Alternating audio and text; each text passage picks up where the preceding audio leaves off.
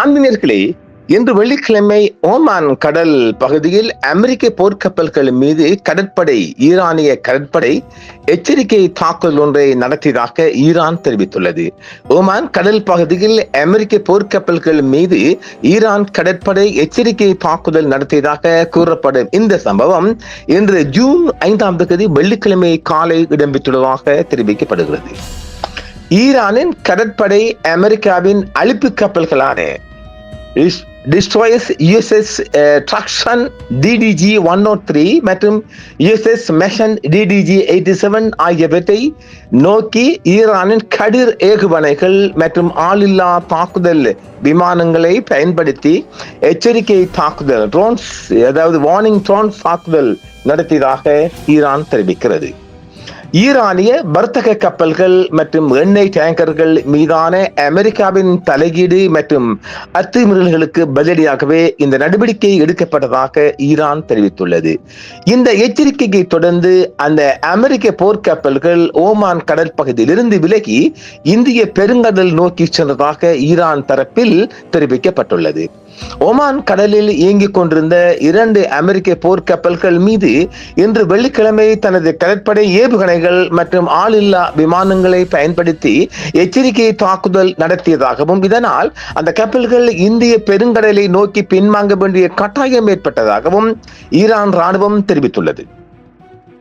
மேலும் ஈரானிய வர்த்தக எண்ணெய் கப்பல்களை வாஷிங்டன் தொடர்ந்து துன்புறுத்ததாகவும் திருடுவதாகவும் ஈரான் குற்றம் சாட்டியுள்ளது. ஓமான் கடலில் இன்று 2 அமெரிக்க போர்க்கப்பல்கள் மீது ஈரான் கடற்படை ஏவுகணைகள் மற்றும் ஆளில்லா விமானங்களை கொண்டு தாக்குதல் நடத்தியதால் அந்த போர்க்கப்பல்கள் தங்கள் நிலைமைகளை கைவிட்டு இந்திய பெருங்கடலை நோக்கி ஓடியதாக ஈரான் ராணுவம் வெளியிட்ட அறிக்கையில் தெரிவிக்கப்பட்டுள்ளது.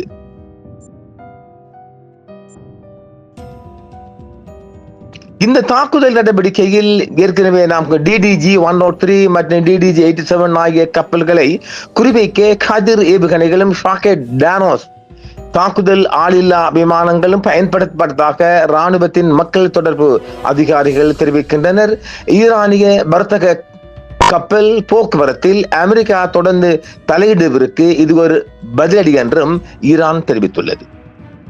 குறிப்பிட்ட போர்க்கப்பல்கள் ஈரானிய எண்ணெய் கப்பல்களுக்கு எதிரான விரோத நடவடிக்கைகளுக்கான கட்டளை மற்றும் கட்டுப்பாட்டு மையங்களாக செயல்பட்டு வந்தன என்றும் அந்த அறிக்கை மேலும் கூறியுள்ளது. இந்த தாக்குதல்கள் USS ஜார்ஜ் W.S. புஷ் விமானம் தாங்கிய கப்பல் தாக்குதல் குழுவுடன் இயங்கி வந்த கப்பல்கள் மற்றும் த்ரீஃபோலி என்ற நீர்நில தாக்குதல் கப்பல் உட்பட மற்ற அமெரிக்க கடற்படை சொத்துக்களையும் அப்பகுதியிலிருந்து வெளியேறும்படி ஈரான் கட்டாயப்படுத்தி இருக்கின்றது. உடனடியாக கப்பல்கள் சர்வதேச எல்லையை நோக்கி பயணித்ததாகவும் சொல்லப்படுகிறது. கடல்சார் திருட்டில் அமெரிக்கா மீது தெஹ்ரான் தொடர்ந்து குற்றம் சாட்டி வருகிறது.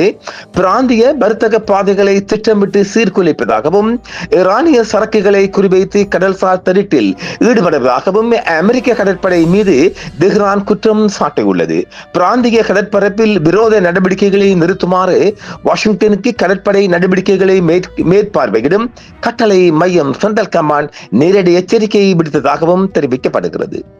வெள்ளிக்கிழமை இந்த நடவடிக்கையில் பயன்படுத்தப்பட்ட ஏவுகணைகளின் உடனடி வரம்பை அமெரிக்க அழிப்பு கப்பல்கள் ஏற்கனவே கடந்துவிட்ட போதிலும் தேவைப்பட்டால் அடுத்தடுத்த மோதல்களில் இன்னும் விரிவான ஆயுதங்கள் பயன்படுத்தப்படலாம் என்றும் ராணுவம் வலியுறுத்தி இருக்கின்றது. பசிபிக் வளைகுடா மற்றும் அருகிலுள்ள நீர்வழிகளில் கப்பல் போக்குவரத்தின் சுதந்திரம் குறித்த தொடர்ச்சியான சர்ச்சைகளுக்கு மத்தியில் இரு கடற்படைகளுக்கும் இடையிலான பதட்டங்களின் சமீபத்திய அதிகரிப்பை இந்த சம்பவம் குறித்து காட்டுகிறது. இதேவேளை ஈரான் எச்சரிக்கை தாக்குதல் நடத்திய அதே காலகட்டத்தில் அமெரிக்க படைகள் இந்திய பெருங்கடலில் ஈரான் தொடர்புடைய தடை உத்தரவு பெற்ற MT டவினா என்ற கப்பலை தடுத்து நிறுத்தி சோதனையிட்டதாக அமெரிக்க இந்தோ பசிபிக் கட்டளை மையம் தெரிவித்துள்ளது. ஈரான் மற்றும் அமெரிக்கா இடையே கடற்படை பகுதிகளில் அவ்வப்போது பதட்டங்கள் நிலவி வருகின்றன. அமெரிக்க ஈரான் மீதான கடல்வழி தடையை நாவல் பிளாக்கெட்ஸ் தீவிரமாக செயல்படுத்தி வருகிறது என்றும் இதற்கு பதிலடியாக ஈரான் தனது செயல்பாடுகளை முன்னெடுத்து வருவதாகவும் தெரிவிக்கப்படுகிறது. சுருக்கமாக சொன்னால் இன்று 5ஆம் தேதி நடந்ததாக கூறப்படும் அந்த சம்பவத்திற்கு பதிலடியாக அமெரிக்க ஏவுகணைகளோ அல்லது தாக்குதல் விமானங்களையோ பயன்படுத்தப்படவில்லை என்றும் அந்த நேரத்தில் அமெரிக்கா தனது கடல்வழி வணிக தடைகளை அமல்படுத்தவிலேயே கவனம் செலுத்தியதாகவும் தெரிவிக்கப்படுகின்றது. தொடர்ச்சியான இருபக்க மோதல்களும் பெருகிய வனமே இருக்கின்றது. தொடர்ச்சியான மோதல்களும் தொடர்ந்த வனமே இருக்கின்றது. பார்க்கலாம், வளைகுடாவில் பதற்றம் இன்னும் அதிகரித்த நிலையே உள்ளது.